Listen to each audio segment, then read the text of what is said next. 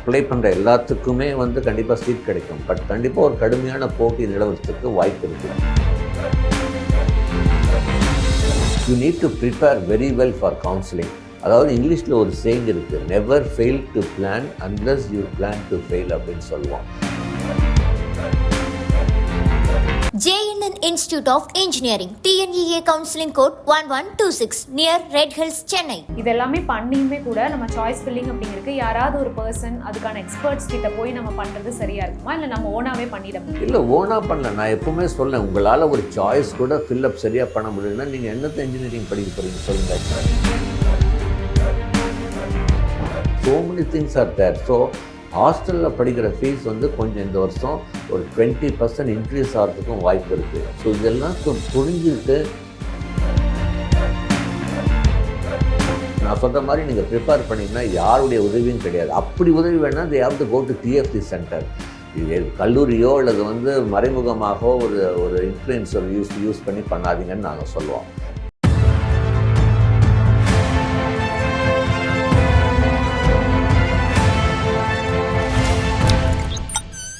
ABP Tamil வணக்கம். நான் ரமணி பிரபாதேவி.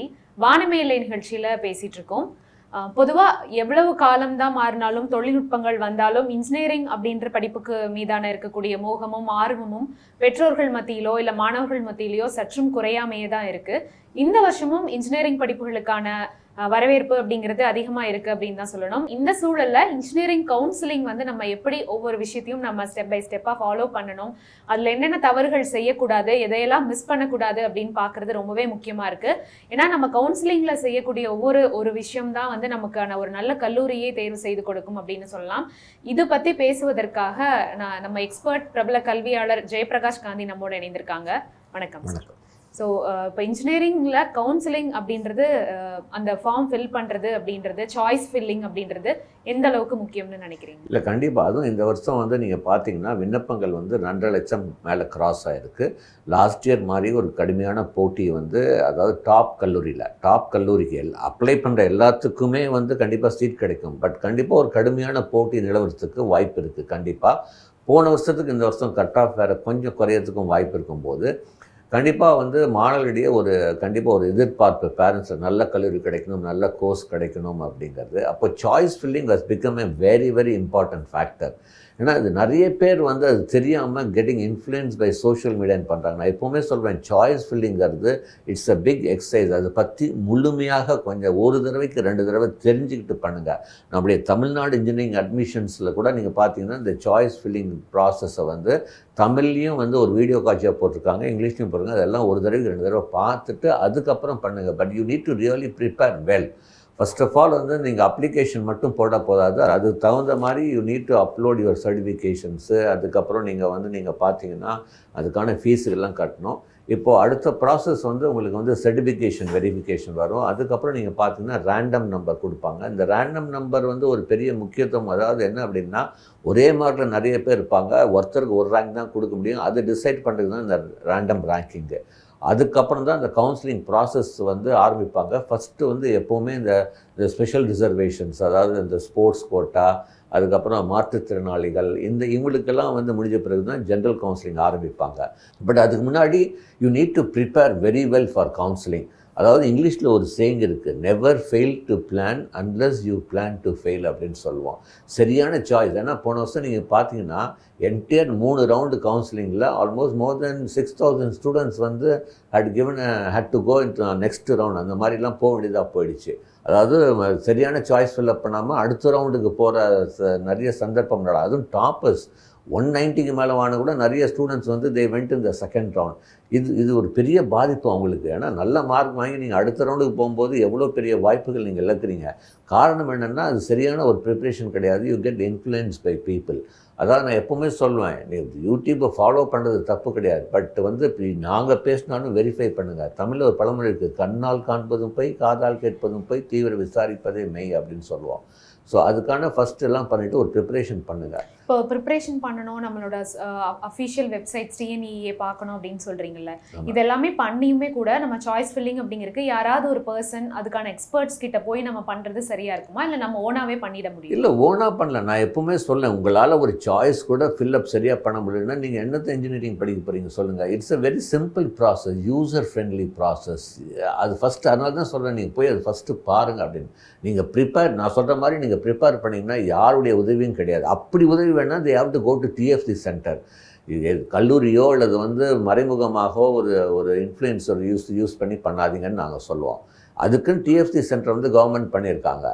அதனால் ஃபஸ்ட்டு என்ன பண்ணணும்னா, இப்போ உங்களுக்கு இந்த லாஸ்ட் 3 இயர்ஸ் கட் ஆஃப் நம்முடைய தமிழ்நாடு இன்ஜினியரிங் அட்மிஷன் வெப்சைட்டில் போட்டிருக்காங்க. இப்போ உதாரணத்துக்கு நீங்கள் ஒரு 175 மார்க் வாங்கியிருக்கீங்க வச்சுக்கோங்க, ஒரு கட் ஆஃப். ஒரு உதாரணத்துக்கு இந்த வருஷம் கொஞ்சம் கட் ஆஃப் கொஞ்சம் குறையும் அப்படின்னு சொல்கிறாங்க. அப்போ நீங்கள் போன வருஷம் 178 to 182 ஒரு 4-5 மார்க்கு, போன வருஷம் ஒரு 178 to 180 ரேஞ்சில் என்னென்ன காலேஜ் கிடச்சிருக்கு. இப்போ உங்கள் கட் ஆஃப் 175, லாஸ்ட் இயர் என்ன கிடச்சிருக்குன்னு பாருங்கள். ஒரு 20 கல்லூரி சூஸ் பண்ணுங்கள். உங்களுக்கு தெரிஞ்சவங்களுக்கு அதாவது உங்கள் ஊர்லேயோ அல்லது எது பெஸ்ட்டோ அப்படின்னு நினைக்கிற ஒரு 20 கல்லூரி சூஸ் பண்ணுங்கள். ஃபஸ்ட்டு அந்த 20 கல்லூரியுடைய பேர் எழுதுங்க. அந்த 20 கல்லூரியுடைய டிஎன்இஏ கோடு வெரி இம்பார்ட்டன்ட்னா, ஒரே பேரில் நிறைய காலேஜ் இருக்கிறதுனால இப்போ அந்த டிஎன்இஏ கோடு ஃபஸ்ட்டு எழுதணும். ஒரு பெரிய டாப் ஒரு AA4 ஷீட்டில் ஃபஸ்ட்டு காலேஜ் பேர் எழுதுங்க, டிஎன்இஏ கோட் எழுதுங்க. அப்புறம் அந்த காலேஜில் என்னென்ன கோர்ஸ் கொடுக்குறாங்கன்னு எல்லாம் எழுத ஆரம்பிங்க. அதுக்கப்புறம் நீங்கள் பண்ண வேண்டியது ரொம்ப இம்பார்ட்டன்ட், அந்த கல்லூரிக்கு ஃபோன் பண்ணி நாங்கள் கவுன்சிலிங் மூலமாக வந்தால் எவ்வளோ ஃபீஸ் வாங்குவீங்க, ஹாஸ்டல் ஃபீஸ் எவ்வளோ, மறைமுகமாக ஏதாச்சும் ஃபீஸ் இருக்கா, எப்படி கட்டணும், நான் பேங்க் லோன் வாங்குறதுக்கு என்ன மாதிரி சர்டிஃபிகேட்ஸ்லாம் கொடுப்பீங்க, இதெல்லாம் கொஞ்சம் தெரிஞ்சுட்டு அதுவும் அந்த ஷீட்டில் ஃபில்அப் பண்ணுங்கள். இந்த காலேஜில் எவ்வளோ ஃபீஸு. சில காலேஜில் பார்த்தீங்கன்னா லஞ்ச் இன்க்ளூட் பண்ணுவாங்க, டிரான்ஸ்போர்ட்டும் இன்க்ளூட் பண்ணுவாங்க. ஸோ அதில் ஏசி பஸ்ஸு, நான் ஏசி பஸ்ஸு, இப்படிலாம் நிறையா இருக்குது. இதெல்லாம் தெரிஞ்சுட்டு உங்களுடைய வசதி, ஏன்னா நீங்கள் சாய்ஸ் பண்ணும்போது அது தேவைப்படுது. ஏன்னா நிறைய ஸ்டூடெண்ட்ஸ் என்ன பண்ணுறீங்க, சாய்ஸ் கொடுத்துட்றீங்க யாரோ சொல்லி. அதுக்கப்புறம் நிறைய பேர் இந்த கவுன்சிலிங், இந்த ப்ரொவிஷனல் அலாட்மெண்ட் வந்த பிறகு, ஜேபி சார் நாங்கள் இவ்வளோ பணம் கட்டணும் 45,000, பட் காலேஜுக்கு போனால் 1 லட்சம் கட்ட சொல்கிறாங்க. அப்போ நீங்கள் என்கிட்ட அவ்வளோ பணம் கிடையாது. அப்போ நீங்கள் முன்னாடியே பிளான் பண்ணியிருக்கணும். ஸோ அதனால் எப்போவுமே என்ன ஃபீஸ் வாங்கணும்னு ஃபோன் பண்ணி கேட்டுக்குவோம். கவுன்சிலிங் மூலமாக வந்தால் டோட்டல் ஃபீஸ் எவ்வளோ கட்டணும், பேங்க் லோனுக்கு எவ்வளோ ஃபீஸுக்கு நீங்கள் சர்டிஃபிகேட் கொடுப்பீங்க, இதெல்லாம் கேட்டுட்டு அதுலேயும் போடணும். இப்போ இந்த ஷீட் ப்ரிப்பேர் பண்ண பிறகு உங்களுக்கு முக்கியமான இது ஒரு 4 காலேஜாக பிரிங்க. அதாவது நான் சொன்ன 20 காலேஜ் எழுதுங்க. 5 காலேஜாக நீங்கள் பண்ணுங்கள். Group A, group B, group C, group D, இந்த மாதிரி. இப்போது குரூப் ஏல டாப் 5, அதுக்கப்புறம் குரூப் பியில் second next 5, group C next 5. அந்த காலேஜில் என்னென்ன கோர்ஸ் கொடுக்குறாங்க போடும். EC, triple E, mechanical, artificial data science, mechanical, civil எல்லாம் எழுதுங்க. இதில் உங்களுடைய ஃபஸ்ட்டு ப்ரிஃபரன்ஸ் அந்த காலேஜில் என்னென்ன. சார் நான் EC, triple E, computer science first preference, second preference artificial data science, mechanical. So இந்த ஃபஸ்ட்டு ப்ரிஃபரன்ஸ் ரெட்டில் மார்க் பண்ணுங்கள். அந்த காலேஜில் செகண்ட் ப்ரிஃபரன்ஸ் க்ரீனில் மார்க் பண்ணுங்கள். ஒவ்வொரு கலர் கொடுங்க, ஒவ்வொரு கலர். ஸோ இப்படி எல்லா 20 காலேஜுக்குமே நீங்கள் போட்டு ஒரு பெரிய ஷீட் பண்ணிவிட்டு, அதுக்கப்புறம் என்ன பண்ணணும், ஒரு A4 ஷீட் எடுங்க. Serial number, choice number 1, college பேர், காலேஜ் கோடு, என்ன பிரான்ச் நீங்கள் எழுதணும். அட்லீஸ்ட் ஒரு 200, 300 எவ்வளோ வேணால் சாய்ஸ் கொடுக்கலாம். அட்லீஸ்ட் ஒரு 200, 250 சாய்ஸ் ரெடி பண்ணி வைங்க. சாய்ஸ் நம்பர் 1, காலேஜ் பேர், கோடு, என்ன பிரான்ச், இது எல்லாம் நீங்கள் ப்ரிப்பேர் பண்ணி, அதுக்கப்புறம் சாய்ஸ் ஃபில்லிங் உங்களுக்கு 3 நாள் டைம் கொடுப்பாங்க. அப்போது நீங்கள் நிதானமாக அது நீங்கள் ஃபீட் பண்ணலாம். இது யாருடைய ஹெல்ப்பும் தேவை கிடையாது. அதில் நீங்கள் அவசரப்பட வேண்டியதில்லை. நிறைய பேர் கேட்குற கேள்வி, சார் ஒரே காலேஜில் எல்லா பிரான்ச்சுமே கொடுக்கலாமா? இல்லை, அதுக்கான ரெஸ்ட்ரிக்ஷன் கிடையாது. ஒரு காலேஜில் ஒரு 8 பிரான்ச் இருக்குன்னா 8 பிரான்ச்சும் நீங்கள் சாய்ஸ் கொடுக்கலாம். பட் அதை நான் சஜஸ்ட் பண்ண மாட்டேன். எப்போவுமே எப்படி ஒரு சாய்ஸ் கொடுக்கணுன்னா, நீங்கள் அப்படி சாய்ஸ் ப்ரிப்பேர் பண்ணும்போது, இப்போது சாய்ஸ் நம்பர் 1, இப்போது ஒரு காலேஜ் இருக்குது, college of engineering, Anna university. இப்போ அதில் எனக்கு முக்கியமாக இசி, ட்ரிபிள் இ, மெக்கானிக்கல், அது ஃபஸ்ட்டு போடுங்க.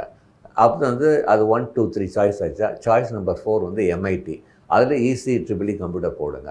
நெக்ஸ்ட்டு சாய்ஸ் பிஹெச்டி, அதில் 7, 8, 9 இது மாதிரி ஃபஸ்ட்டு 3 கொடுங்க. அப்புறம் ஓகே, இது டாப் 5ல் கொடுத்தாச்சா. சார் சிஇஜியில் எனக்கு மெக்கானிக்கல் கிடைச்சா கொடுப்பேன், அது வந்து நெக்ஸ்ட்டு ஒரு 20, 21, 22, 23 சாய்ஸாக கொடுங்க. சார் இப்போ வந்து ரப்பர், பிளாஸ்டிக்கு, செராமிக் இதெல்லாம் எனக்கு இன்ட்ரெஸ்ட் இல்லை, அது சாய்ஸே கொடுக்காதீங்க. Though it is Anna university இருந்தாலும் எனக்கு அதில் இஷ்டம் இல்லை, உனக்கு இஷ்டம் இல்லைன்னா அது சாய்ஸே கொடுக்காது. எந்த பிரான்ச் உங்களுக்கு இஷ்டம் இல்லையோ அது வந்து சாய்ஸே கொடுக்காது.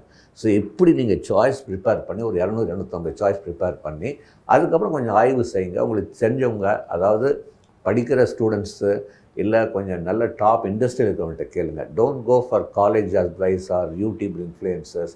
கேட்டுட்டு இது சரியாக இருக்கான்னு பாருங்கள் இந்த சாய்ஸ் எல்லாம். அதுக்கப்புறம் வந்து ஒன்றா நீங்கள் உங்களுடைய சிஸ்டத்துலேயே பண்ணலாம், இல்லை you can go to TFC centre and do it. So இந்த அளவுக்கு வந்து ஃபஸ்ட்டு நீங்கள் சாய்ஸ் ஃபில்அப் பண்ணால் தான் you will be able to get what you desire. இப்போ சாய்ஸ் ஃபில்லிங்கில் என்னென்ன மாதிரியான ப்ரொசீஜரை ஃபாலோ பண்ணி எப்படி நம்ம காலேஜை சூஸ் பண்ணணும் அப்படின்னு சொன்னீங்க. இப்போ யூடியூப் எல்லாம் ஃபாலோ பண்ண வேண்டாம், நம்மளே வந்து ஓனாக வந்து ப்ரிப்பேர் பண்ணணும் அப்படின்னு சொன்னீங்க. சாய்ஸ் ஃபில்லிங்கில் என்னென்ன மாதிரி விஷயங்கள் அந்த 3 days டைம் கொடுத்துருக்கிறதுல சொன்னீங்களா. இப்போ பொதுவாக ஒரு இது சொல்லணும் அப்படின்னா சாய்ஸ் ஃபில்லிங்கில் என்ன தப்பெல்லாம் மாணவர்கள் செய்யக்கூடாது?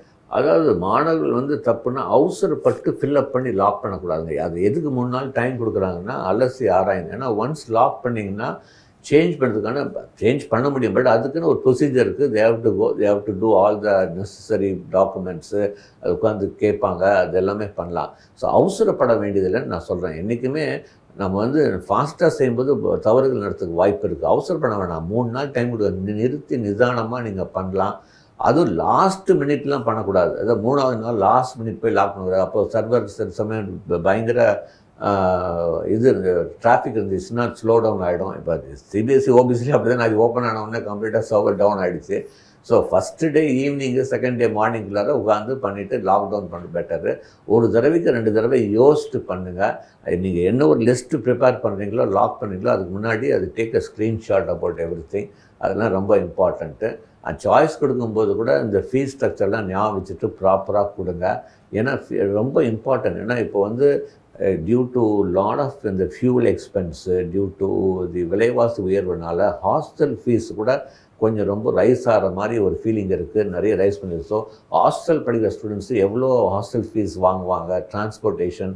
ஏன்னா இன்றைக்கி வந்து எல்லாத்துக்குமே தெரியும் கேஸ் தட்டுப்பாடு, உங்களுக்கு எல்லாமே so many things are there. So ஹாஸ்டலில் படிக்கிற ஃபீஸ் வந்து கொஞ்சம் இந்த வருஷம் ஒரு 20% இன்க்ரீஸ் ஆகிறதுக்கும் வாய்ப்பு இருக்குது. ஸோ இதெல்லாம் புரிஞ்சுக்கிட்டு இதுக்கு வந்து பேங்க் லோனுக்கு அப்ளை பண்ணால் எவ்வளோ இது கொடுப்பாங்க. ஏன்னா பேங்க்கில் எப்போ லோன் கொடுப்பாங்கன்னா அவங்க காலேஜில் என்ன சர்டிஃபைடு ஃபீஸ் சீல் பண்ணி கொடுக்குறாங்களோ அதை பேஸ் பண்ணி தான் கொடுப்பாங்க.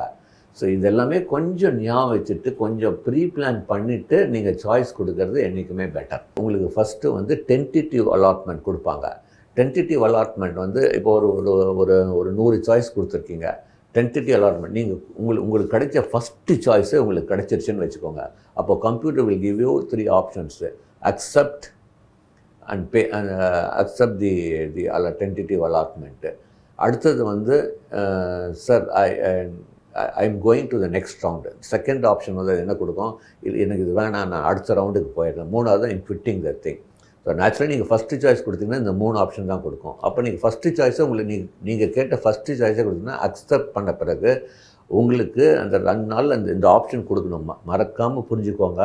டென்டேட்டிவ் அலாட்மெண்ட் ஆன பிறகு 2 நாள் டைம் கொடுப்பாங்க. அந்த 2 நாளில் நீங்கள் ஃபஸ்ட்டு சாய்ஸே உங்களுக்கு கிடச்சிருச்சு, நீங்கள் கேட்ட ஃபஸ்ட்டு சாய்ஸ் உங்களுக்குன்னா அந்த டென்டேட்டிவ் அலாட்மெண்ட் எந்த காலேஜ் வந்திருக்கோ அந்த காலேஜில் போய் நீங்கள் ஃபீஸ் பே பண்ணணும். உங்களுடைய சர்டிஃபிகேட் எல்லாமே நீங்கள் வந்து கொடுக்கணும். சர்டிஃபிகேஷன் கொடுக்கும்போது என்னென்ன சர்டிஃபிகேஷன் கொடுத்துருக்கீங்கன்னு பார்க்கணும். சார் எனக்கு நான் ஒரு 200 சாய்ஸ் கொடுத்தேன் சார், எனக்கு 10வது சாய்ஸ் தான் கிடைச்சிருக்கு. அப்போ டென்டேட்டிவ் அலாட்மெண்ட்டில் அப்போ உங்களுக்கு ஒரு 5 ஆப்ஷன் கொடுப்பாங்க. டென்டேட்டிவ் அலாட்மெண்ட் கொடுக்கும்போது என்ன 5 ஆப்ஷன்னா, first accepting the 10th place. இல்லை நீங்கள் வந்து செகண்ட் ஆப்ஷன் வந்து accepting but asking for upward movement. Third வந்து ஐம் ஒன்லி ஆஸ்கிங், எனக்கு இந்த சாய்ஸ் வேணாம், 10th சாய்ஸ் வேணாம், எனக்கு ஒன்லி 1 to 9 கிடையாது, எனக்கு தேர்ட் ஆப்ஷனு. ஃபோர்த்து வந்து நான் அடுத்த ரவுண்டுக்கு போகிறது. ஃபிஃப்த்து நான் குவிட்டிங். அப்போ மோஸ்ட்லி நாங்கள் என்ன சொல்லுவோம், give the second option, accept and asking for upward movement. இது கூட நீங்கள் ஜாக்கிரதையாக இருக்கணும். ஏன்னா நீங்கள் இது இப்போ நிறைய ஸ்டூடெண்ட்ஸ் கேட்குறது, சார் எனக்கு 10வது சாய்ஸ் கிடைச்சிருக்கு சார், நான் கேட்டேன் 1 to 9 வந்து எனக்கு வந்து அப்பர்ட் மூமெண்ட். பட் எனக்கு அதில் 7வது சாய்ஸு 8வது சாய்ஸ் எனக்கு பிடிக்கல, நான் தப்பாக கொடுத்துட்டேன், அது எக்ஸப்ட் பண்ணி மட்டும் கொடுக்க முடியுமா? கிடையாது. அது அலாட் ஆகிறது வந்து எப்படி வேணால் அந்த 1 to 9 எது வேணால் அலாட் ஆகும். ஸோ அதுவும் நீங்கள் பார்த்துக்கோங்க. உங்களுடைய அக்செப்ட் அந்த சாய்ஸில் வந்து உங்கள் அப்பர்ட் மூமெண்ட் நீங்கள் கொடுத்தீங்கன்னா அந்த அப்பர்ட் மூமெண்ட்டில் இருக்கிற எந்த காலேஜ் கிடைச்சாலும் you have to accept, you can not change. நிறைய பேர் சார் நான் வந்து அக்செப்ட் அண்ட் அப்பர்ட் கொடுத்தேன் சார், எனக்கு இப்போ நான் 10வது சாய்ஸ் கிடைச்சேன்னு எனக்கு 8வது சாய்ஸ், பட் எனக்கு 8வது சாய்ஸ் கிடைக்கல, 10வதே பெட்டர் அப்படின்னு திரும்பி மாற்றி கொடுப்பாங்களா? மாற்றி கொடுக்க மாட்டாங்க. So once before you giving accept and அப்பர்ட் think twice and do it. But இதுவும் வந்து நீங்கள் 2 நாளில் பண்ணணும், டென்டேட்டிவ் அலாட்மெண்ட் கொடுத்த பிறகு. சரி, இது வந்து டென்டேட்டிவ் அலாட்மெண்ட் வந்துருச்சு, நீங்கள் அக்செப்ட் அண்ட் அப்பர்ட் மூமெண்ட் பண்ணிங்கன்னா நேராக நீங்கள் டிஎஃப்சி சென்டருக்கு தான் போகணும். உங்களுக்கு டென்டேட்டிவ் அலாட்மெண்ட் அந்த காலேஜ் போகக்கூடாது. டிஎஃப்சி சென்டரில் போய் அந்த அமௌண்ட் எவ்வளோ கட்ட சொல்கிறாங்களோ அது கட்டணும். அது முதல் பட்டதாரி இந்த ஷெட்யூல் கேஸ் அவங்க வந்து போய் சர்டிஃபிகேட் மட்டும் காமிச்சு பண்ணணும். அவங்க ஃபீஸ் கட்டணும்னு அவசியம் கிடையாது. ஸோ ஃபீஸ் யார் கட்டணுன்னா, அதாவது மற்ற ஸ்டூடெண்ட் இந்த முதல் பட்டதாரியோ முதல் பட்டதாரி இல்லாதவங்களோ அல்லது மற்ற ஸ்பெஷல் ரிசர்வேஷனில் வரங்க ஷெட்யூல் காஸ்ட் இந்த மாதிரி அவங்க வந்து, ஏன்னா அவங்களுக்கு வந்து ஃபீஸ் வேவியர்லாம் நிறையா இருக்குது. ஸோ மற்றவங்க எல்லாமே வந்து நீங்கள் வந்து டிஎஃப்சி சென்டரில் போய் அந்த டியூஷன் ஃபீஸை கட்டிட்டு சர்டிஃபிகேட்லாம் வந்து கொடுத்துடணும். அதுக்கப்புறம் வந்து இதுக்கு வந்து அப்பர்ட் மூமெண்ட்டில் ஏதாச்சும் மாற்றம் வந்துச்சுன்னா உங்களுக்கு ப்ரொவிஷனல் அலாட்மெண்ட் வரும். ப்ரொவிஷனல் அலாட்மெண்ட் ஆன பிறகு மீதி ஃபீஸ் கட்டணும். சார் அப்போ வந்து இந்த சர்டிஃபிகேட்லலாம் அதெல்லாம் நீங்கள் கவலையே பட வேண்டியதில்லை. ஆட்டோமேட்டிக்காக அந்த டிஎஃப்சி சென்டர்லேருந்து உங்களுக்கு ப்ரொவிஷனல் அலாட்மெண்ட் எந்த காலேஜ் கிடச்சிருக்கோ அந்த காலேஜுக்கு போயிடும். இப்போ சில பேருக்கு இதில் ஒரு டவுட் வரும், சார் நான் வந்து எனக்கு வந்து டென்டேட்டிவ் அலாட்மெண்ட்டில் எனக்கு செல்ஃப் ஃபினான்சிங் காலேஜ் கிடச்சிருக்கு, ஃபீஸ் இவ்வளோ கட்ட சொன்னாங்க, அப்பர்ட் மூமெண்ட்டில் எனக்கு கவர்மெண்ட் காலேஜ் கிடச்சிருக்கு, பட் எனக்கு ஃபீஸ் கம்மியாக இருக்குது, நான் வந்து டிஎஃப்சி சென்டரில் ஃபீஸ் வந்து செல்ஃப் ஃபினான்சிங் காலேஜ் ஃபீஸ் கொடுத்துட்டேன், அப்போ அந்த டிஃப்ரென்ஸ் ஆஃப் அமௌண்ட் என்ன சார் ஆகுன்னு கவலையே பண்ண வேண்டியதில்லை. நீங்கள் எப்படி நீங்கள் கட்டினீங்களோ, என்ன மோடில் கட்டினீங்களோ அதே மோடில் அந்த டிஃப்ரென்ஸ் ஆஃப் அமௌண்ட்டு உங்களுக்கு திரும்பி உங்களுடைய அக்கௌண்ட்டுக்கு வந்துடும். It may take time, but கண்டிப்பாக வந்துடும். ஸோ இந்த ப்ரொவிஷ்னல் அலாட்மெண்ட் வந்த பிறகு நீங்கள் திரும்பி காலேஜில் போய் கட்டி நீங்கள் வந்து மீதி ஃபீஸ் கட்டிட்டு நீங்கள் ஜாயின் பண்ணிக்கலாம். பட் இதுலேயும் ஒரு இம்பார்ட்டன்ட் திங், ப்ரொவிஷ்னல் அலாட்மெண்ட் வந்த பிறகு பர்டிகுலர் டேட் கொடுப்பாங்க. அந்த டேட்குள்ளார போய் நீங்கள் பணத்தை கட்டணும். இப்போ உதாரணத்துக்கு ஜூலை 22 அப்படின்னா ஜூலை 22க்குள்ளார கட்டணும். நீங்கள் போய் சார் நான் பணம் ரெடி ஆகலை, நான் 23ஆம் தேதி போகிறேன்னா சில சமயம் கொடுக்காம கூட வாய்ப்பு இருக்குது. ஸோ தயவுசெய்து அந்த ப்ரொவிஷனல் அலாட்மெண்ட் லெட்டரில் என்ன டேட்டுக்கோ அதுக்கு முன்னாடி போய் நீங்கள் மீதி ஃபார்மாலிட்டிஸை கம்ப்ளீட் பண்ணணும். இதுதான் கவுன்சிலிங் ப்ராசஸ். இது கவலையே பட வேண்டியதில்லை. இதில் ஏதாச்சும் டவுட் இருந்தால் கூட நீங்கள் டிஎஃப்சி சென்டருக்கு நேரடியாக போய் நீங்கள் தெரிஞ்சுக்கலாம். பட் சார் நான் டிஎஃப்சி சென்டருக்கு நேரடியாக நான் வந்து சாய்ஸ் ஃபில்அப் பண்ணுறதுக்காக போகிறேன், அப்போது நீங்கள் என்ன பண்ணணுன்னா எந்த ரிஜிஸ்டர்ட் மொபைல் நீங்கள் கொடுத்துருக்கீங்களோ அந்த மொபைல் கூட எடுத்துகிட்டு போகணும். பிகாஸ் இந்த ஓடிபிலாம் அது வரும். ஏன்னா நிறைய ஸ்டூடெண்ட்ஸ் வந்து அவங்க அப்பா மொபைல் கொடுத்துருப்பீங்க, நீங்களும் உங்கள் அம்மாவும் இந்த சாய்ஸ் ஃபில்லிங் பண்ணுவீங்க, ஓடிபி வந்து உங்கள் அப்பாவுக்கு வரும். அப்போ வந்து அவர் வந்து ஏதோ வேலையில் இருக்கான்னு பார்த்துக்கோங்க. ஸோ எந்த மொபைல் ரிஜிஸ்டர் மொபைல் கொடுத்துருக்கீங்களோ அந்த மொபைல் வந்து என்றைக்குமே ஆக்டிவாக இருக்கணும். அதை வந்து நீங்கள் பார்த்துக்கோங்க. பிகாஸ் அதில் தான் எல்லா மெசேஜும் வரும். ஏதாச்சும் கரெக்ஷன்ஸு ஏதாச்சும் உங்களுக்கு வந்து வேணுச்சுன்னா அதில் தான் மெசேஜஸ் வரும். ஓடிபியும் அதில் தான் வரும். ஸோ நீங்கள் சாய்ஸ் ஃபில்அப் பண்ணும்போது வீட்டில் பண்ணாலும் சரி, டிஎஃப்சி சென்டரில் பண்ணாலும் இந்த ரிஜிஸ்டர் மொபைலை வந்து பக்கத்தால் வச்சுக்கிறது பெட்டர். இப்போது இன்ஜினியரிங் படிப்புகளை எப்படி தேர்வு செய்யணும், சாய்ஸ் ஃபில்லிங் எப்படி செய்கிறது, என்ன படிப்புகளுக்கு டிமாண்ட் இருக்குது அப்படிங்கிறத பற்றி ரொம்ப விளக்கமாகவே பார்த்தோம். இதை தாண்டி மாணவர்களுக்கு ஏதாவது சந்தேகங்கள் இருக்குது அப்படின்னா 6382219633 அப்படிங்கிற எண்ணை வாட்ஸ்அப் மூலமாக தொடர்பு கொள்ளலாம். education.tamil@abpnetwork.com அப்படிங்கிற இமெயில் முகவரிக்கும் உங்களோட சந்தேகங்களை அனுப்பலாம். இவ்வளவு நேரம் கொடுத்ததுக்கு மிக்க நன்றி sir. JNN Institute of Engineering, TNEA Counseling Code 1126, near Red Hills, Chennai.